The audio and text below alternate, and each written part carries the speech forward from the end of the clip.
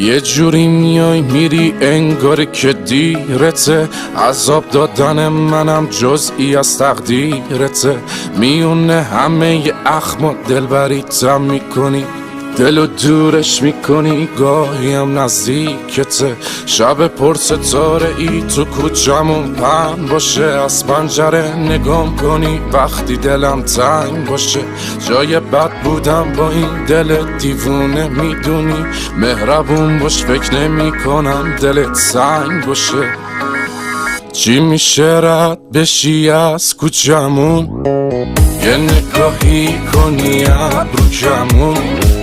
تقصیر دل چیه آرزوشی شده، کاشکی بیای بشی همسایمون. چی میشه رد بشی از کوچمون، یه نگاهی کنی ابرو کمون. تقصیر دل چیه آرزوشی شده، کاشکی بیای بشی همسایمون.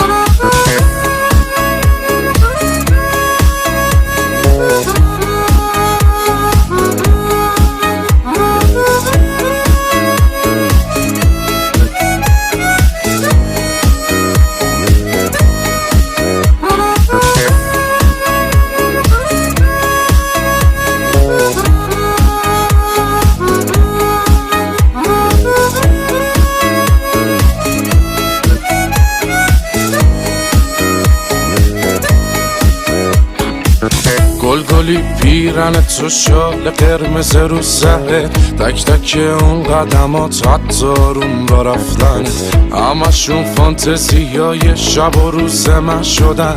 خودمو هر روز مجسم میکنم دور برت. چی میشه رد بشی از کوچمون، یه نگاهی کنی ابرو کمون.